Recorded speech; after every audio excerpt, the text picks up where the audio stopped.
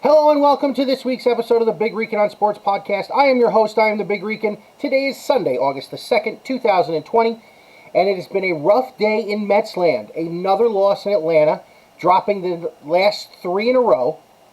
I mean, what are you going to do? Atlanta's won two consecutive division titles for a reason. They're a very talented team, although I didn't think they were going to be as good this year as a lot of people thought they were, just because I didn't think their pitching was going to be up to par. But hey, they've been great. So today was tough for another reason. I'm going to get into that in the meat of everything. But just looking at this week in review, the Mets had two great games in Boston, winning the first two games of that series, then dropping the next two to the Red Sox at home. What bothered me most about that was not that they lost those games. It was that they had leads in both of those games and let them get away. And that was with DeGrom and Steven Matz on the hill. You can't do that with your two best on the bump. It's just not something you can afford to do, especially for a team that is struggling offensively. They've got to Atlanta. Listen, Atlanta's been tough for the Mets for years. Yesterday annoyed me more. A 6-run inning, a big lead that they just let get away, and the bullpen was terrible. So today, another story, you had the kid Peterson going today, who won his first start on Tuesday night. Congratulations to him. He was great. My impressions of him so far, good, solid left-handed arm, great breaking stuff, command of the fastball both inside and out of the strike zone. He's been really good. He just didn't have it today, and he pitched 6 good innings today. It wasn't that he was bad. It's just he left a couple balls up, and that's what happens when you play against a really good Atlanta team. You're going to get beat with that. So this week was tough for the Mets. We got tomorrow where they play in Atlanta again. Jacob deGrom goes tomorrow. Hopefully can get a W out of this one after having a couple of games blown for him. But I want to talk about some Mets history tonight. And we're going to start there, and we're going to finish with what happened today and its impact moving forward. So July 31st, this past Friday, which has been traditionally the Major League Baseball trading deadline for the last several decades, has come and gone, and obviously the trade deadline now is August 31st with the restart on July 24th and the shorter season. And it's also 5 years since the Mets made one of the biggest impacted trades and didn't make one of the biggest impacted trades in franchise history. So as you see what shirt I have on today, it is the first 7-line shirt I've ever owned, and that is the just cartoon Yoenis Cespedes with Yo on the bottom. So obviously you know where I'm going to finish this broadcast, but I'm not going to start there. I'm going to start with 5 years ago this past Wednesday, July the 29th, 2015. The Mets were playing the San Diego Padres, and sometime during that game,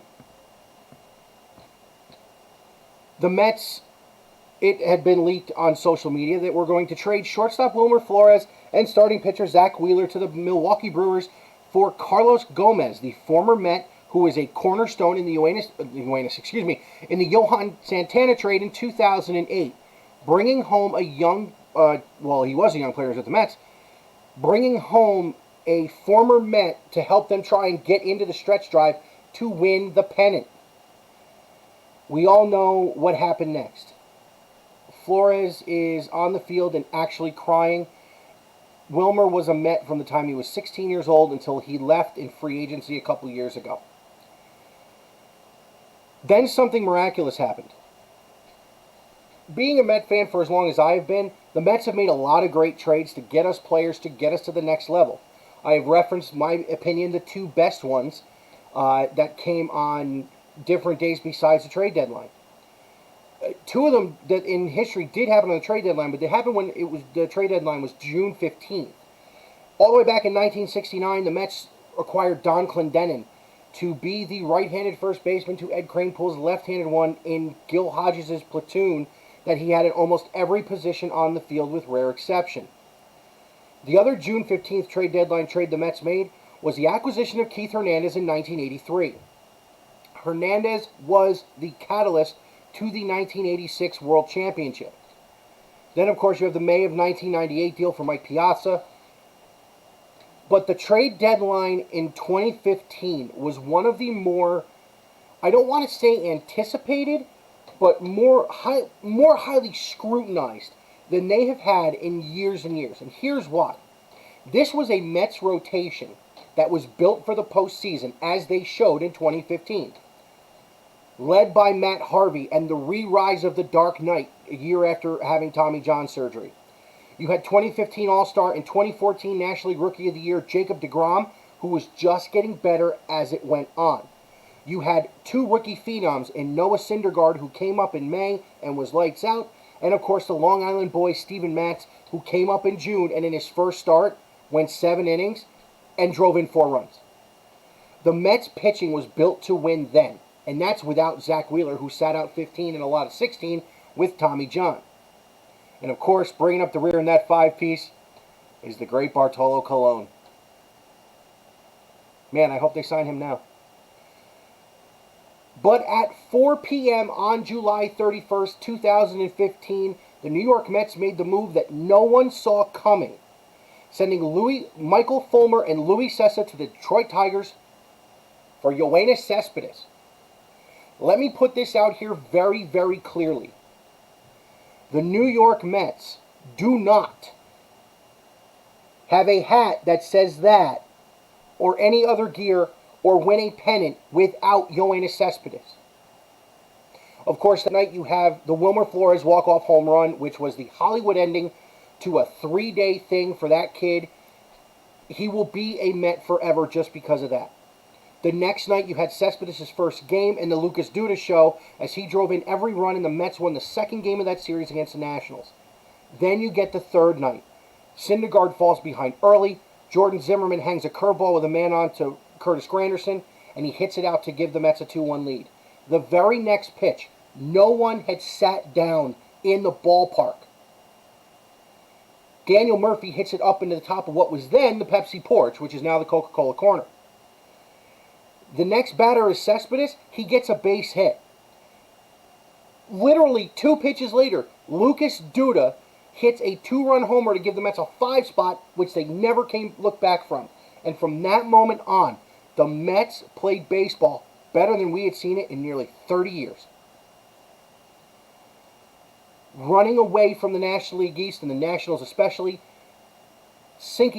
clinching the 2015 National League Eastern Division Championship in Cincinnati, beating the Dodgers and the Cubs in the postseason to get to the World Series, and even though it didn't end the way we wanted it to, what a ride 2015 was. But I'll go back to what I said a couple of minutes ago. The New York Mets do not win a pennant in 2015 if Yoenis Cespedes is not acquired from the Detroit Tigers.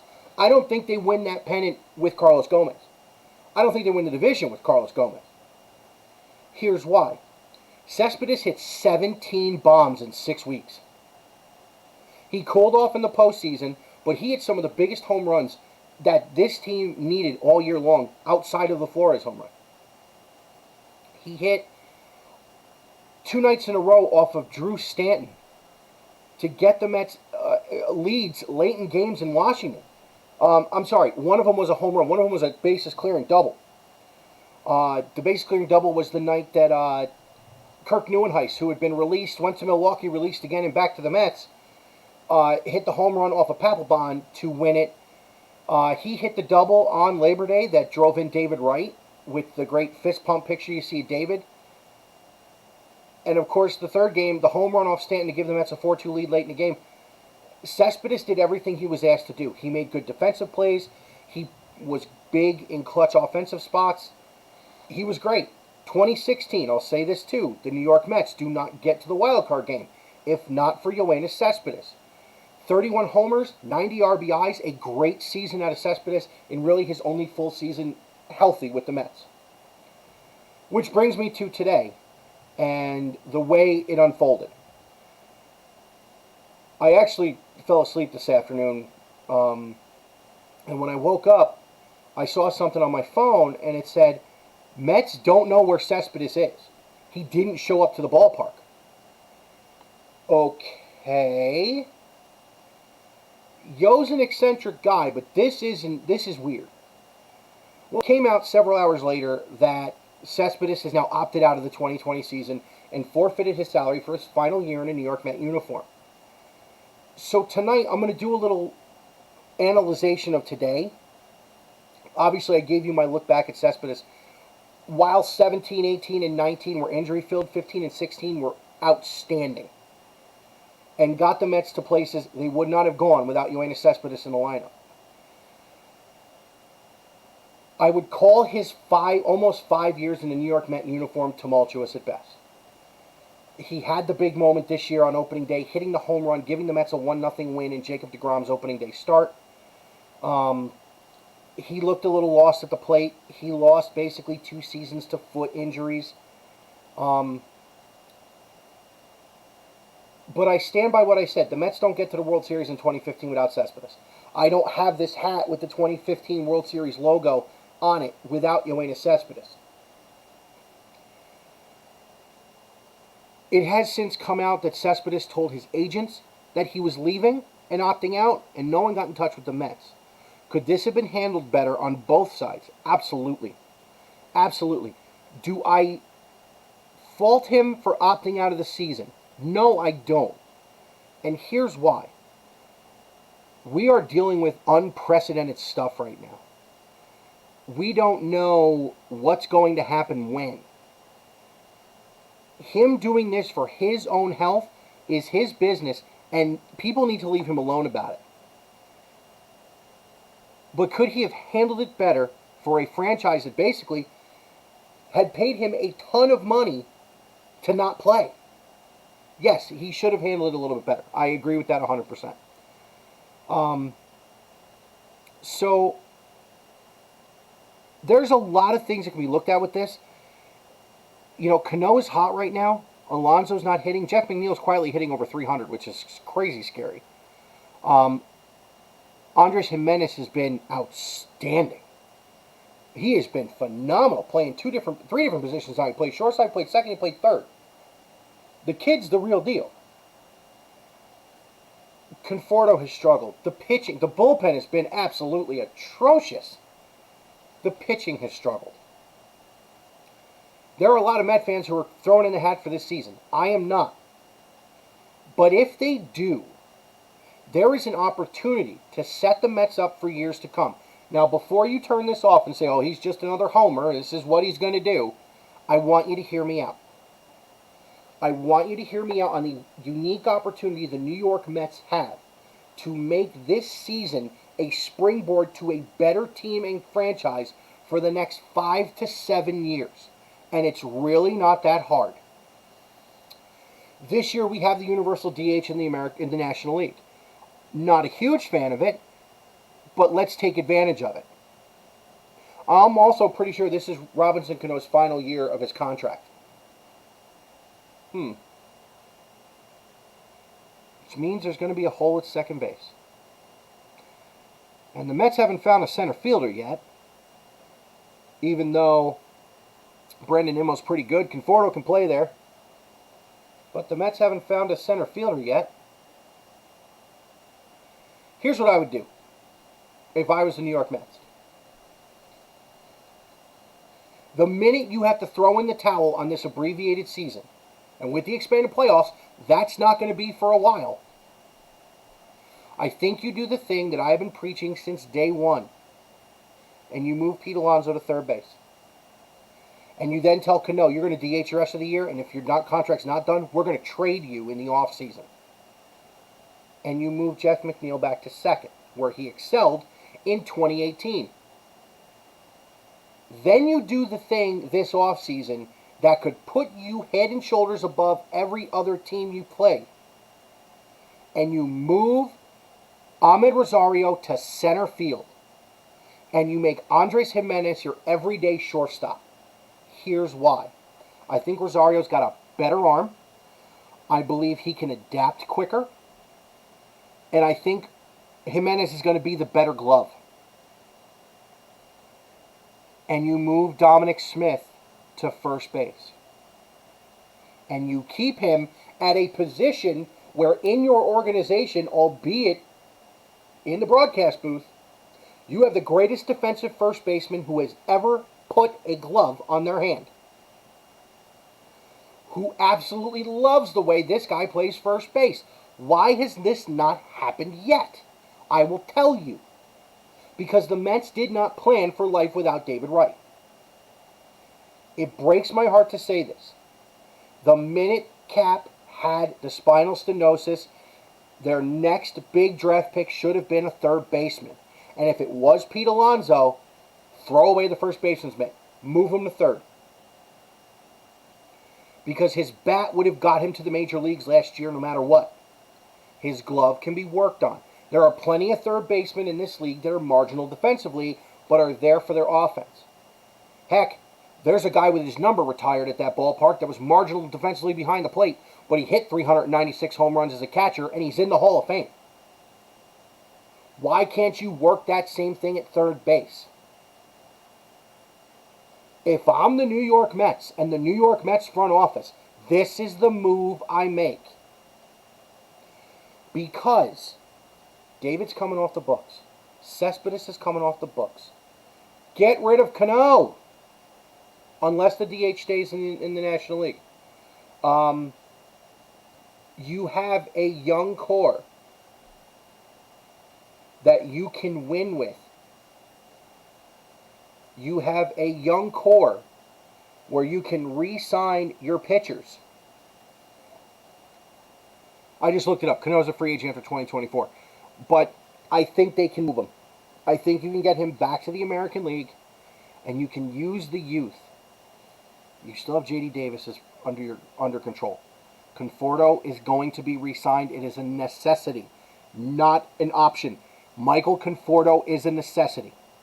So is Noah Syndergaard, and so is Marcus Stroman, and so is Steven Matz. You have your fifth starter in Peterson. The Mets will now, if they do what I'm saying, DeGrom, Syndergaard, Matz, Stroman, and Peterson, that is a heck of a five. Then you got to send Edwin Diaz back from where he came. Anywhere but here. Anywhere. Stick him in one of the capsules they just brought back from space today. I don't care. He's got to go. My buddy Nick, who you've heard on the podcast, is shocked because Diaz was lights out. Well, guess what? Now he's turning the lights out too for the Mets. And he plays for the Mets. You have bullpen depth. Familia has looked really good. Betances, he's not quite there yet, but he's almost there. And he's been pretty good. Justin Wilson has had one hiccup as opposed to everybody else who's just like spitting all over themselves. Seth Lugo is filthy, and he is the best multi-inning reliever I have seen in a Met uniform since the days of Jesse Orosco and Roger McDowell. This is a team that can be built to win for years to come if the Mets just pull the trigger on one thing. Move Pete Alonso to first base, or third base, and the second thing is get rid of Robinson Cano. I like Cano. I think he's a great player. I think he's a great mentor for the younger Hispanic players in the system. But guess what? None of it means a thing if you're not winning. And unfortunately, the Mets are not winning. And it hurts me. If there comes a time where this season is going to be tossed by the wayside, I think you have to look at doing this set of moves. Because it will set you up for years to come. You have an extra year of control on Alonso than Dominic Smith. They both love playing for the New York Mets. You can get them to sign some kind of team-friendly deals, although if Steve Cohen buys the Mets, he'll just throw money around like it's water. You can get them to sign some kind of team-friendly deals. You have paid Jacob deGrom, in my opinion, so far under market value that you are going to be able to guarantee keeping this rotation together for close to another 5 years. You have outfield talent in Nimmo and Conforto and Pete Crow Armstrong, the kid they drafted this year. Fun fact. Pete Crow Armstrong's mother is the woman who played the mom in Little Big League. So yes, the one who married the baseball player after he made him promise he'd hit a home run off of Randy Johnson in the final game. That's his mom. And it's also the guy from Field of Dreams. This is a team that can win a lot of games if you figure out how to get these guys on the field at the same time. So let me give you what my lineup would be from here till the end of the season if the Mets made that move right now. Andres Gimenez would lead off and play shortstop every single day. Why? He's fast. He's a contact hitter with a tiny bit of pop. And if you watched anything he's done the last few days, in his first Major League start, he had 2 hits. A base hit going to left field like a seasoned hitter would, and a booming triple to center. I would bat Michael Conforto. I would bat Jeff McNeil second still. He is the prototypical second hitter. Put the ball in play, hit for a high average, let the guy in front of you run a little bit. Pete Alonso bats third. Michael Conforto bats fourth. Robinson Cano would bat fifth, and he would DH. I would bat Dominic Smith sixth. I would bat J.D. Davis sixth. Bat Dominic Smith seventh. Bat Wilson Ramos eighth. And I would bat Brandon Nimmo ninth. Can't do that. I missed somebody. Gimenez leads off and plays short. McNeil bats second, plays second base. Oh, Rosario in center field. That's the other move. Move Ahmed Rosario to center field. You probably can't do that till the offseason. But move him to center field. Teach him to play center field. Because he's got a great arm. He can run like the wind. If you turn him into a decent defensive center fielder, win-win. You get the young buck playing shortstop now. You move Alonso to third. You move Dominic Smith to first. McNeil back to second. You have a great core in this team that is all homegrown, and you fit pieces where you need them. The Mets are going to need a catcher next year. I think Wilson Ramos is on a 2-year contract. Tomas Nido's not ready. Go out and get yourself a catcher. Go out and make the moves you need to make and sign the guys you have that are talented. It's the one thing the Mets have not done in a long, long time. The last Met to start his career and end it without ever touching free agency or going anywhere else was David. Before that, pretty sure it was Mookie Wilson, but he was traded. Maybe Ed Kranepool? They have the ability right now to set themselves up for the next 5 to 7 years with a lot of talent and a lot of good things to go around. Don't give up on this season. You're 3-7 through the first 10. You can easily go 7-3 for the next 10 and be 10-10 after the first 20, and you got 40 games to go. I think 30-30 is going to get into this thing. And then with the pitching, the Mets can do damage in the postseason. So just to recap real quick, it has been 5 years since the Wilmer Flores home run. It's been 5 years since the Yoenis Cespedes trade. And this October, it will be 5 years since the Mets last won the pennant. There was one piece missing from that 2015 team, and I'm going to end this week's episode with here. Just the other day, Jose Reyes announced his formal retirement from Major League Baseball, having not played another game since the end of the 2018 season with the New York Mets. I remember the day in 2003 when Jose Reyes made his Major League debut. It was in Texas against the Rangers, when Josh Lewin, who called the 2015 World Series for the Mets, was still working for the Texas Rangers. Reyes hit his second pitch that he ever saw into right field for a base hit. He spent 12 of his 16 years in the major leagues in a New York Met uniform, making the left side of the infield we were hoping to see for over a decade with David Wright. Both players signed contracts before free agency to stay with the Mets. Reyes brought the Mets their first ever batting title. Reyes is the all-time leader for the Mets in triples and home runs. Reyes is the first player that both my daughter and my wife decided to like when it came to loving the Mets like I did. 2 quick personal stories. Father's Day 2008 was the final year of Shea Stadium. I took my daughter to, it was a doubleheader against Texas. And I got to see Pedro pitch in a Met uniform. It was the first time I had seen my last name, Martinez, on the back of a Met uniform. Live, anyway. I'd watched Pedro pitch since '05. And then Reyes was coming to the plate to the Apple Bottom Jeans song. I don't even remember the name of the song. I think it's Low by Flo Rida. And my daughter danced the whole time. Every time he came up. My wife and I, when we started dating, I actually went to meet her at the one park we used to go to for dinner all the time. We'd get Subway or what have you, and we'd go have like a picnic. And I got there one day, and she's wearing my white Mets hat, which I hadn't seen in a while, and a Jose Reyes t-shirt. So, Jose will always have a soft spot in my heart for that stuff. But outside of that, Jose Reyes was the prototypical leadoff man, and one that was doing things that hadn't been done in years. We were already into the big basher section of baseball history. Reyes was stealing bags at a clip no one had seen in a long time. In his second full season, he broke Roger Cedeno's team record and stole 78 bags. He is one of a handful of players, I don't know the exact number, who have 2,000 hits and 500 stolen bases. Because I'm going to do something really bad here. I'm actually going to look it up. How many players have 2,000 hits and 500 stolen bases? Jose Reyes is the only shortstop in Major League history with at least 2,000 hits, 500 stolen bases, and 110 home runs.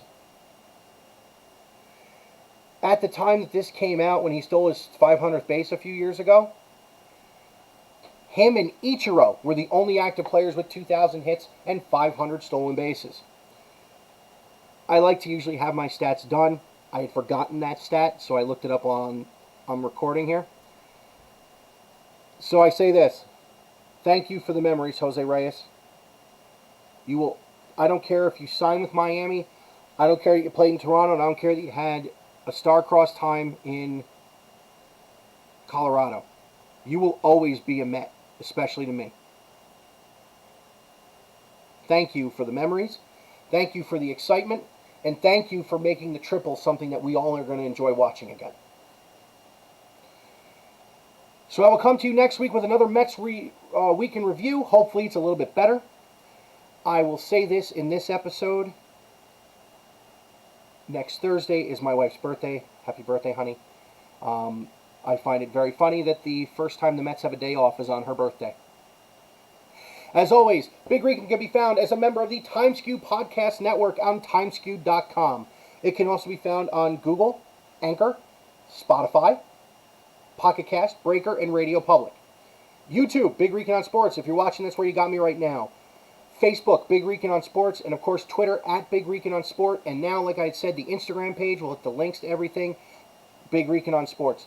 Have a wonderful rest of your week, everybody. Good week, everybody. I will see you next Sunday, and hopefully we'll have a few more wins. Let's go, Mets.